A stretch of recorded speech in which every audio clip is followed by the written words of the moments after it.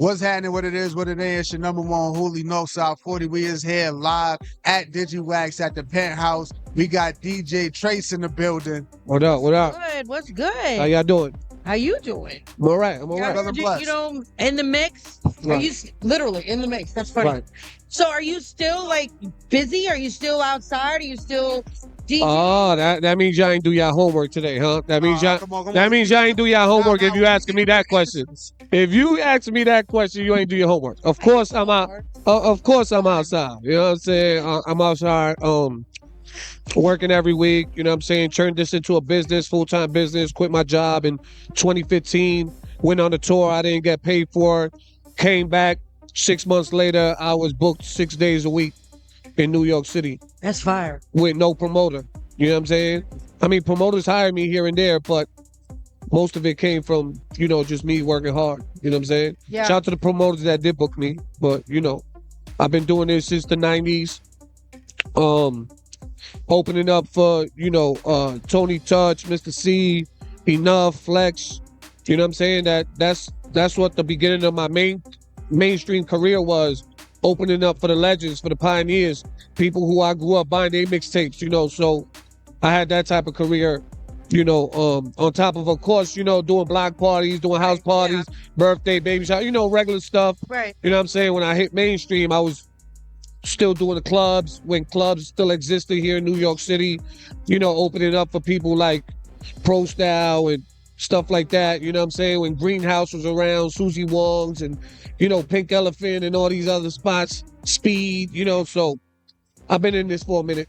Now, do you miss the club scene? I mean, Yeah, yeah. definitely missed the club scene. Those are your bigger gigs. Like, I know you still do gigs. And I mean, not so much about the club scene being a bigger scene, but when people went to clubs, you know, you got your best outfit. You know, you spent the whole week trying to get your outfit right. True. You looking good. You go outside, you dancing, you singing, you have a great time. Now it's like people don't get dressed up like that unless it's a theme or, you know, people are not on the dance floor. People used to love being on the dance floor in the beginning. Now it's like people on the hookah, people, you know, in the VIP section with no bottles. You know, it's weird now. You know what I'm saying? I was Like, just thinking, it's funny you said that people don't dance floor anymore, because I was just thinking that, do people really even dance anymore? Like, is It's that just- even like a vibe anymore? I think, excuse me, I'm a New Yorker. That's all right. I'll take this with me. I just think that because of social media has made everything that used to be like sincere too impersonal. Like back in the day, a dude could go in the club, see a good looking lady and be like, hey, how you doing? You know what I'm saying? Like, Yeah. try to chop it up with you. You're right. You know, try to grab a little dance. If y'all vibe, y'all caught the number at the end of the night. You know what I'm saying? Like, Right.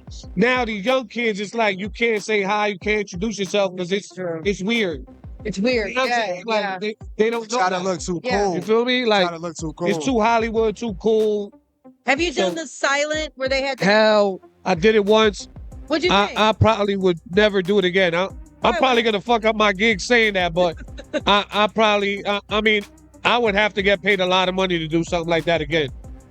It's too impersonal. You know what I'm saying? Like Yeah. music is the DJ culture, the party culture is about music. You want to hear loud music. Right. Draws Why- the why people you- together at You once. know, to me it don't make sense. You know what I'm Right. saying? Like Yeah. that's not hip hop to me. You know what I'm saying? Like that's just my opinion. Because they're, like you said, it's impersonal. 'Cause Yeah. they really aren't connecting with you. Yeah. I mean, shout out that to the the people who point? do it. That's Right. their forte. That's their thing. Right. Just like video DJ, that's other people's thing. But I'm old school with it, man. You know what I'm saying? Like, Yeah. Now, you said you was getting booked 6 days a week. What comes with the rap game is that it's a lot of rappers, but what a lot of people don't really diverge in is that it's a lot of DJs as well. So with you opening up for all these people and being around all of these legends and doing what you do, what separated you the most from a lot of other DJs that got you the opportunity? I was never part of a DJ crew. I was never part of a record label. I was never. I always did my own thing, but I also had relationships with everybody. Still do. And I bet on myself. Yeah. You know what I'm saying? Like I bet on myself. You know, I started my own radio show. I started my own brand. I did everything that, you know, that I was supposed to do in this career, in this music thing, you know, like try to be as independent as possible. You know, I mean, I'm not knocking DJ teams. Shout out to all the DJ teams. It's just, I stood independent, you know, and I just became a brand within myself, you know, which took a lot of time and effort and patience and money and sweat and tears and all that, you know? I mean, you have to keep yourself relevant too. Like you have to keep yourself active and outside. Yeah. That you are booked and busy 6 days a week, you know? Yeah, but I think what comes with that is, see, people use that term, you know, staying relevant too loosely. I think if you have a good foundation in any business, if you got a good foundation, if you built yourself a good foundation, and that foundation is built on great relationships, you never have to worry about being irrelevant anywhere. Because these people who you built relationships with are always gonna depend on you, think of you, ask you to do something, make you a part of it. It's always gonna happen. Yeah. You know what I'm saying? So I don't believe in that term. I believe in good relationships, and I believe in building a good foundation for yourself and your business. So are there genres that you're just not fond of, like that you just don't, I wouldn't say necessarily touch unless it's requested? There's genres that you're just like, it's not your, like you don't feel it?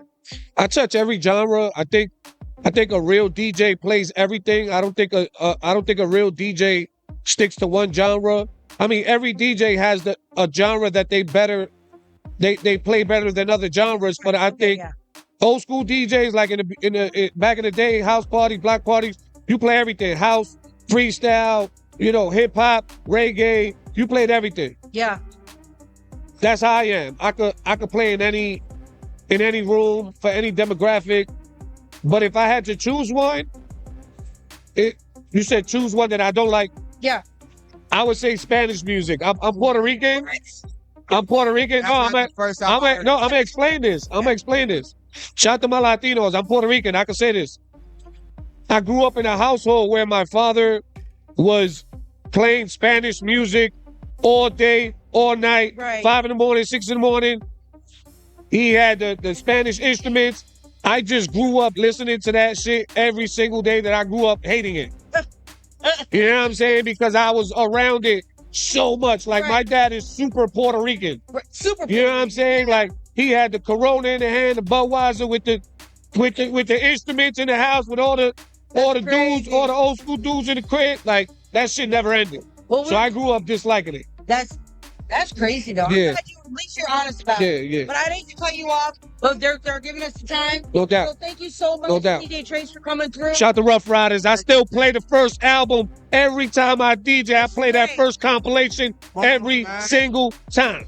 Party rocking. You know what I'm Thank saying? you so much again for coming through. Appreciate the time. All the DJs tonight. Shout out to DJ Trace. It's still outside, booked and busy. Right. And we appreciate you. Appreciate it. Keep it up. Appreciate it. Shout out to Rough Riders, Digiwaxx, and all that. All right, I'm out. I'm tapping out.